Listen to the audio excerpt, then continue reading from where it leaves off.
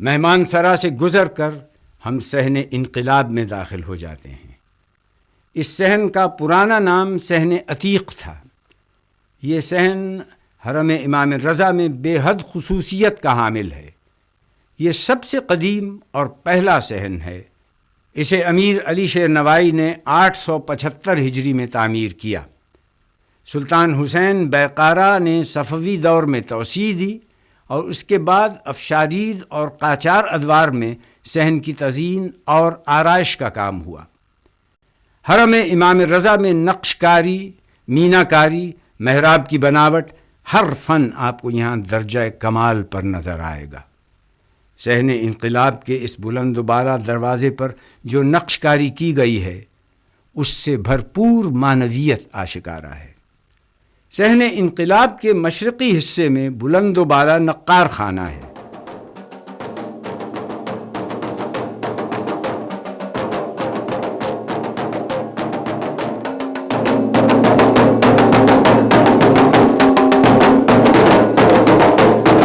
اس جگہ سے ہم پورے حرم کا منظر دیکھ سکتے ہیں۔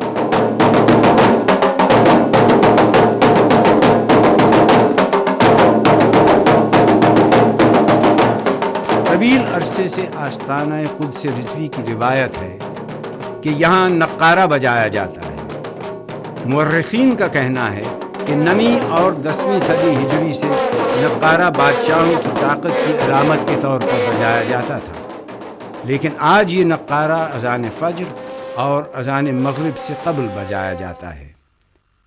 اسی صحن میں ایک جگہ ایسے مریضوں کے لیے مخصوص ہے جو لا علاج ہو جاتے ہیں، انہیں یہاں لایا جاتا ہے۔ اللہ کے اذن سے اور اس جگہ کی کرامت سے جب کوئی مریض شفا یاب ہوتا ہے اس وقت بھی یہ نقارہ خوشی کی علامت کے طور پر بجایا جاتا ہے۔ شفا یاب ہونے والے مریض کا پورا ریکارڈ حرم کے دفتر میں محفوظ کر لیا جاتا ہے۔ حرم امام رضا کے تمام صحنوں میں 5 وقتہ نماز ادا کی جاتی ہے، جس میں صرف مرد ہی نہیں بلکہ خواتین بھی برابر سے شریک ہوتی ہیں۔ یہ ایک روح پرور منظر ہوتا ہے۔ صحن انقلاب میں شمالی سمت میں شیخ حر عاملی کی قبر مطہر بھی ہے۔ شیخ حر عاملی کا اصل نام مشقرہ تھا۔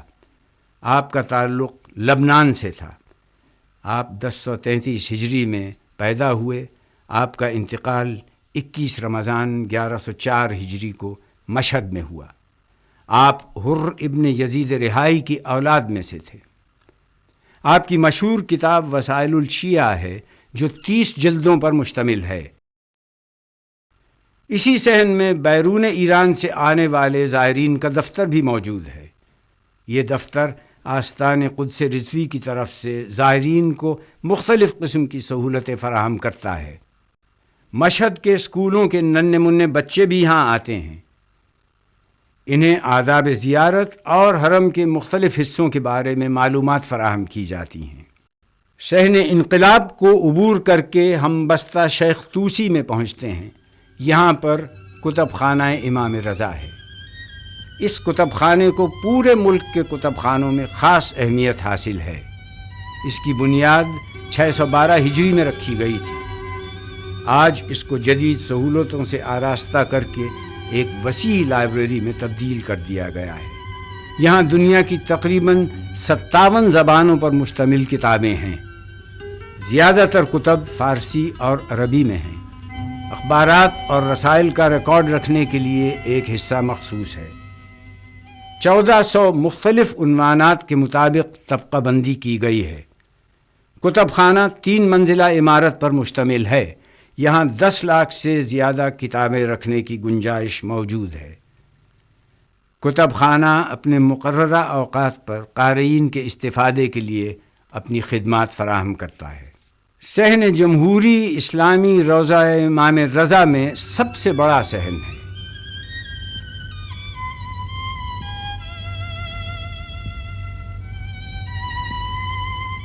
اس کا رقبہ 57,000 مربع میٹر ہے اور یہ حال ہی میں تعمیر ہوا ہے۔ یہ صحن نماز جمعہ اور دیگر مذہبی اجتماعات کے لیے مخصوص ہے۔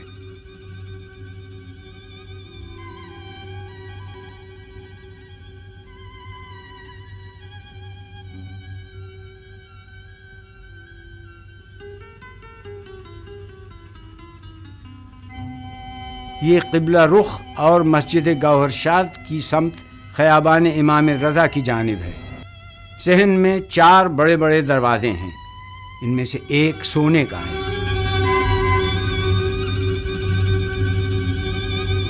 محراب پر اسماء الحسنی لکھے گئے ہیں جو فن خطاطی کا اعلیٰ شاہکار ہیں۔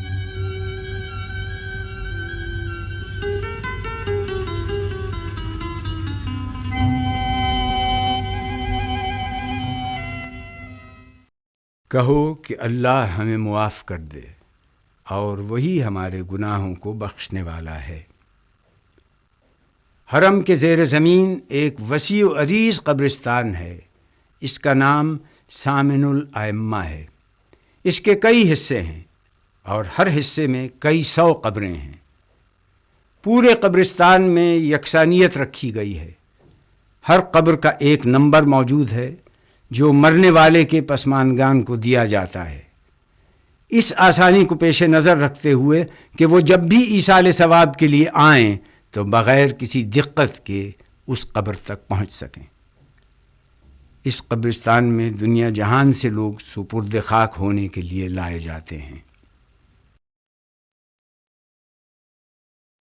ہوتی ہے اس احاطہ مرقد میں ایسی دھوم، گردش میں جس طرح سے فلک پر مہو نجوم، روزے کی جالیوں سے ایک متصل ہجوم، کہتا ہے دھڑکنوں سے کس روشنی کو چوم، ہر گام پر دھڑکتے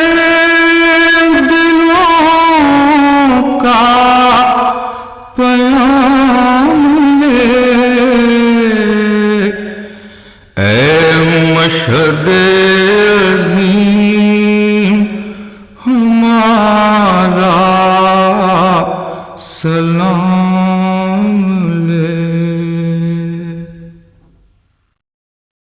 رضا، صابر، وافی، راضی، قالی، ذکی، سلطان، سامن، ضامن اور ابو الحسن ثانی، یہ ہیں القاب علی ابن موسیٰ رضا کے، جن کی ذریح مبارک ہماری نظروں کے سامنے ہے۔ آپ کا ایک منفرد اور مخصوص لقب غریب الغرباء بھی ہے۔ کلام عرب میں بے وطن اور مسافر کو غریب کہتے ہیں۔ آپ کی ولادت 12 ذی قعد 148 ہجری مدینہ منورہ میں ہوئی۔ آپ کی شہادت 204 ہجری میں واقع ہوئی۔ آپ کے والد امام موسیٰ ابن جعفر ہیں، جن کا روضہ کاظمین عراق میں ہے۔ آپ کی والدہ کا اسم مبارک تختم ہے اور لقب نجمہ، طاہرہ اور سلمہ ہے۔ آپ کی مدت امامت 20 برس ہے، جو 183 ہجری سے 203 ہجری تک محیط ہے۔ آپ کا دور عباسی حکمرانوں کا دور تھا۔ عباسی خلیفہ مامون الرشید نے مدینے سے آپ کو طوس طلب کیا۔ آپ نہیں چاہتے تھے کہ اپنا وطن چھوڑیں۔ بل شیبانی کا بیان ہے کہ جب وہ ناگوار وقت آن پہنچا کہ حضرت علی ابن موسیٰ رضا کو جبراً مدینے کو خیر باد کہنا پڑا، تو آپ اپنے جد علی ابن الحسین کی تاسی کرتے ہوئے اپنے جد بزرگوار حضرت محمد مصطفیٰ صلی اللہ علیہ وسلم کی قبر مبارک سے ودا ہوئے اور فرمایا کہ اب آپ کی قبر مبارک کی دوبارہ زیارت نہ کر سکوں گا۔ رجب 200 ہجری میں مدینہ منورہ سے طوس کے سفر پر روانہ ہوئے۔ یہ وہ سال تھا کہ آپ علم و عمل کے لافانی نقوش چھوڑ کر تنہا مسافرت کے لیے نکل پڑے۔ امام رضا نے اپنے دور میں بیش بہا گراں قدر علمی خدمات انجام دیں۔ آپ کی مشہور ترین کتب رسالہ ذہبیہ، در طب، عیون اخبار رضا، صحیفۃ الرضا، محض الاسلام، ابن سنان کے مسائل کا جواب، علل ابن شازان ہیں۔ آپ مدینے سے مکے تشریف لائے، طواف خانہ کعبہ کے مقدس ترین فریضے کو انجام دیا۔ وحدانیت پر خطبہ دیتے ہوئے آپ فرماتے ہیں، خدا لطیف ہے، خبیر ہے، سمیع ہے، بصیر ہے، یکتا ہے، یگانہ ہے، بے نیاز ہے، اسے کسی نے نہیں جنا اور نہ اس نے کسی کو جنا ہے، نہ کوئی اس کے مانند ہے اور نہ کوئی اس کا شریک ہے، یہ ہر چیز کو پیدا کرنے والا ہے۔ خدا کی اولین عبادت اس کی معرفت ہے، اور خدا کی معرفت کا مقصد اسے ایک جاننا ہے، یعنی توحید کا اقرار کرنا ہے، جس کی بنیاد یہ ہے کہ اس کی کوئی صفت اس کی ذات کے علاوہ نہیں ہے۔ تمام عقول اس پر گواہ ہے کہ ہر مخلوق اپنے خالق کی گواہ ہے کہ اس نے ہی اس کو خلق کیا ہے۔ اس کی ذات واجب الوجود اور لوگوں کی ذات ممکن الوجود ہے۔ اسی طرح اس نے اپنی ازلی و ابدی ہستی کو مخلوق کی تخلیق کے ذریعے الگ کیا ہے، کیونکہ مخلوق کو پیدا کرنے کی ابتدا اس نے کی ہے، جو اس بات کی دلیل ہے کہ خود اس کے لیے کوئی ابتدا نہیں ہے۔ اللہ کے نام اس کے کام کی معرفت کا پتہ دیتے ہیں، جبکہ اس کی ذات حقیقت ہے اور مخلوق اس سے الگ ہے۔ یہود و نصارہ کے فلاسفہ اور بعض اہل عرفان و اہل کشف اپنی راہ سے بھٹک گئے ہیں، ان کی تمام راہیں مسدود ہو چکی ہیں۔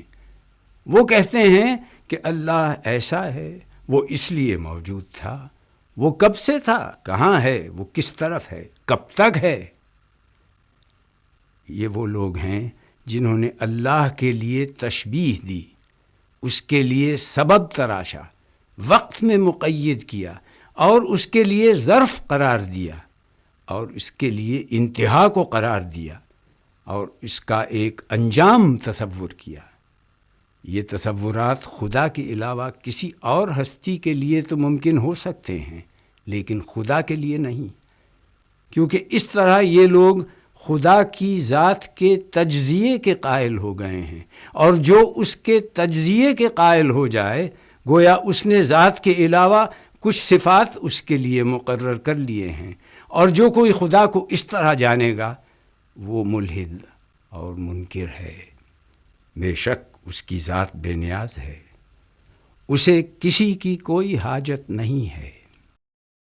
آپ بصرہ اہواز سے ہوتے ہوئے نیشاپور پہنچے، جہاں کے باشندوں نے آپ کی علم دوستی سے ایسی عقیدت کا اظہار کیا جس کی نظیر فارس کی تاریخ میں نہیں ملتی۔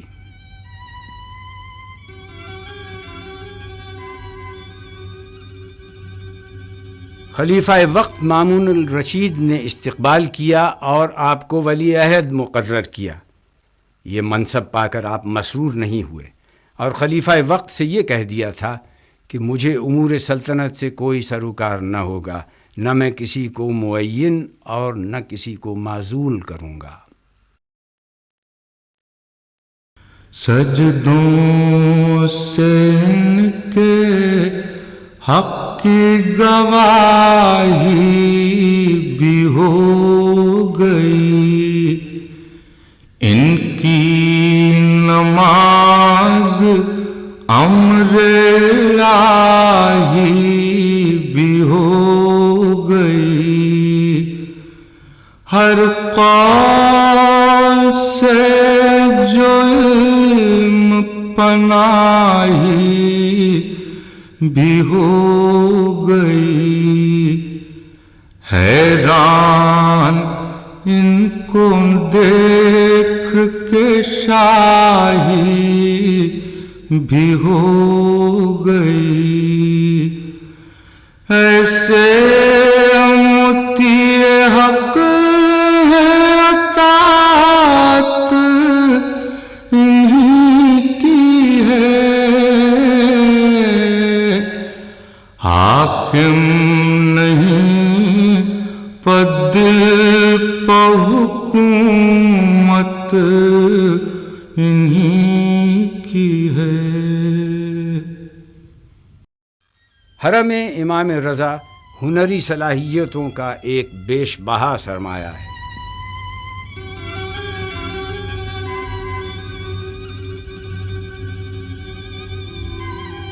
کاشی کاری اور مینا کاری کا 800 برس پرانا نمونہ ہے، جو لوگوں کے لیے ایک جیگتی جاگتی عشق کی مثال ہے۔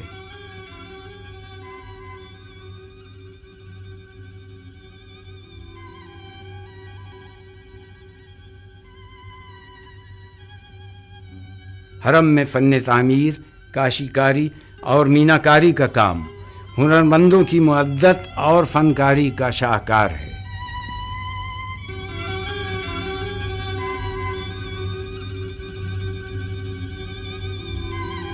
قبر مطہر کے اندرونی گنبد میں جو کاشی کاری کی گئی ہے، یہ علم ریاضی کے اصولوں کے عین مطابق ہے۔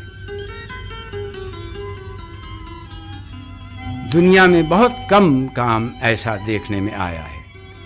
اس قسم کی ہنری صلاحیت اس وقت ممکن ہے جب کوئی ہنرمند عشق کی انتہائی منزل پر پہنچتا ہے، تب اس کے کام کا رمز الہامی صورت میں ظاہر ہوتا ہے۔ نقش عشق ہر کونے اور ہر زاویے سے عیاں ہے۔ تمام قدیم اور جدید دیواریں یکساں ہنرمندی کی دلیل ہیں۔ یہ ایک تاریخی فن بھی ہے۔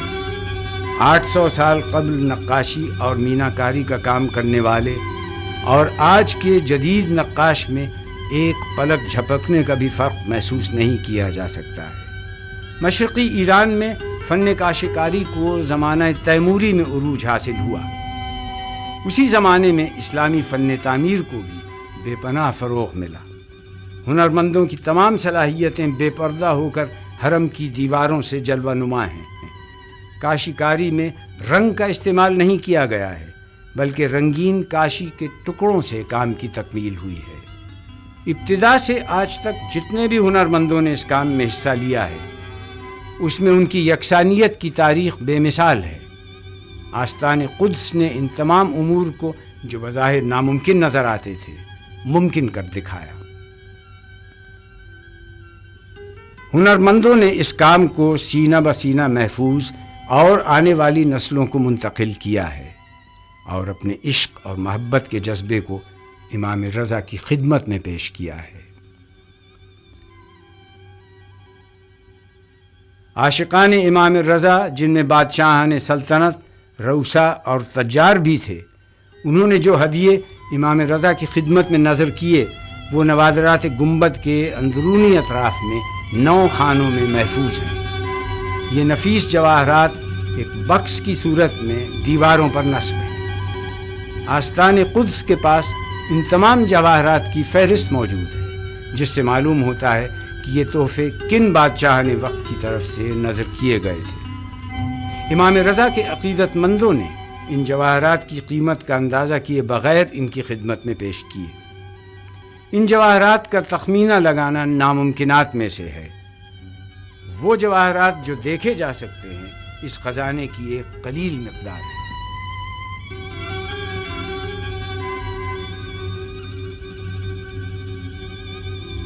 زریح پر قرآنی آیات اور زیارات لکھی گئی ہیں۔ یہ خالص سونے کے پانی سے نقش کی گئی ہیں۔ جو سونا دروازوں، میناروں، گنبد اور زریح کی تعمیر میں صرف ہوا ہے، اس سے کئی گنا خزانہ ایسا ہے جو ابھی استعمال میں نہیں لایا گیا ہے۔ مرکز میں قبر مطہر کے اوپر اصلی گنبد ہے۔ یہ گنبد ایران کے اسلامی فن معماری اور ہنرمندی کا اعلیٰ ترین نمونہ ہے۔ اس کی بلندی 31 میٹر اور گولائی 20 میٹر ہے۔ گنبد کے چاروں طرف اس زمانے کے مشہور خطاط علی رضا عباس کے خط میں ایک بہت نفیس کتبہ نقش ہے۔ پہلا گنبد 515 ہجری میں سلطان سنجر سلجوقی کے حکم سے اس کے وزیر شرف الدین قمی کی ہدایت پر تعمیر ہوا۔ صفوی دور میں شاہ طہماسپ کے عہد میں 932 ہجری میں گنبد کی کاشیکاری کی گئی اور ٹائلوں کو سونے کی اینٹوں سے تبدیل کیا گیا۔ جس وقت ازبکوں نے مشہد مقدس پر قبضہ کیا، عبد المومن نے حرم مطہر کو لوٹ کر سونے پر قبضہ کر لیا۔ 1016 ہجری میں شاہ عباس صفوی کبیر نے امام رضا کی محبت میں اصفہان سے مشہد پیدل سفر کیا۔ یہ سفر 26 دن میں طے کیا۔ اسی وقت شاہ عباس صفوی نے گنبد کو دوبارہ سونے کی اینٹوں سے مزین کیا۔ ایرانی فن معماری کا اصول ہے کہ گنبد کو 2 میناروں کے درمیان بناتے ہیں۔ ایوان ناظری والے مینار کو شاہ طہماسپ نے دوبارہ تعمیر کیا۔ اس کے بعد 1142 ہجری میں نادر شاہ کے حکم سے سونے کی اینٹوں سے تعمیر کیا۔ اس کی بلندی 40.5 میٹر ہے اور چوڑائی 13 میٹر ہے۔ دوسرا مینار ایوان عباسی کے کنارے پر واقع ہے اور یہ 1146 ہجری میں نادر شاہ کے حکم سے بنایا گیا۔ اس کی بلندی 35 میٹر ہے۔ سونے کی اینٹوں سے الماسی شکل میں تعمیر کیا گیا ہے۔ امام موسیٰ ابن الرضا کے حرم مطہر میں پاکیزگی کا خاص خیال رکھا جاتا ہے۔ یوں تو حرم کے بیرونی حصوں میں ہر وقت صفائی کے امور کی نگرانی سختی سے کی جاتی ہے۔ حرم کے اندر اور ذریح مبارک میں اس کام کو انجام دینے کے لیے ایک مخصوص روح پرور تقریب منعقد ہوتی ہے۔ اس وقت حرم کے تمام دروازے بند کر دیے جاتے ہیں۔ اس تقریب کو غبار روبی کہا جاتا ہے۔ یہ تقریب قدیمی ہے۔ اس بابرکت اور روحانی رسم میں شرکت کے خواہشمند حضرات ایک طویل مدت تک اپنی باری کے آنے کا انتظار کرتے ہیں۔ اس تقریب میں جو افراد شرکت کرتے ہیں وہ ایران کے جید علماء، اسکالر، مدارس کے اساتذہ، تجار، مسلح افواج کے نمائندے، یونیورسٹی کے پروفیسر اور مختلف شعبہ زندگی سے تعلق رکھنے والے خوش قسمت افراد ہیں جنہیں یہ سعادت نصیب ہوتی ہے۔ ایران کے رہبر معظم آیت اللہ سید علی خامنئی تہران سے تشریف لاتے ہیں اور غبار روبی کی اس رسم میں خود شامل ہوتے ہیں۔ رسم کا آغاز مخصوص قسم کی جھاڑوؤں کی تقسیم سے شروع ہوتا ہے۔ قالین پر سے گرد کی صفائی کی جاتی ہے۔ ذریح کے اندرونی اور بیرونی حصوں کو پانی اور عرق گلاب سے غسل دیا جاتا ہے۔ تمام افراد سفید رنگ کے کپڑوں میں ملبوس اور ہاتھوں میں دستانے پہن کر ذریح کے اندر داخل ہوتے ہیں۔ گرد کو پہلے صاف کیا جاتا ہے۔ اس کے بعد مخصوص اور خالص عطریات اور مختلف انواع اقسام کی خوشبوؤں کو ذریح کی جالیوں پر لگایا جاتا ہے۔ قبر مبارک کو بوسہ دیتے ہیں۔ تمام افراد قبر مطہر کے گرد کھڑے ہو کر تلاوت قرآن کریم کی عزت حاصل کرتے ہیں۔ اس سعادت کو ادا کرنے پر اپنے معبود کا شکر بجا لاتے ہیں۔ جون خود ایثار کردن از یقین، درگذشتند از مکان و از مکین، یار و بن سر را تو میدانی و بس، خستگان عشق را فریاد رس۔ سورہ توبہ آیت 20 میں ارشاد ہے، جو لوگ ایمان لائے اور اللہ کے واسطے انہوں نے ترک وطن کیا اور اللہ کی راہ میں اپنی جان و مال سے جہاد کیا، وہ درجے میں اللہ کے نزدیک بہت بڑے ہیں۔ یہی لوگ پورے کامیاب ہیں۔ ان کا رب ان کو بشارت دیتا ہے اپنی طرف سے بڑی رحمت اور رضامندی کی، اور جنت کے ایسے باغوں میں ان کے لیے دائمی نعمت ہوگی اور جن میں یہ ہمیشہ ہمیشہ رہیں گے۔ بلا شبہ اللہ کے پاس بڑا اجر ہے۔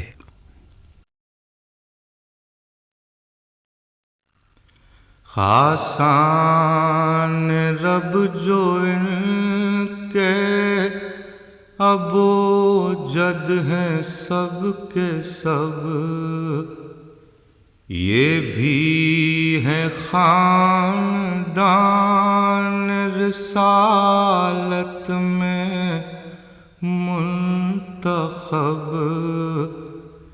ان کا ہر ایک عمل ہے سراپا رضائے رب، حاصل ہے مصطفیٰ سے انہیں عظمت نسب، حقا وہی حشم ہے وہی ہے بقا کی شان، ہے پرتو رسول امام رضا کی شان۔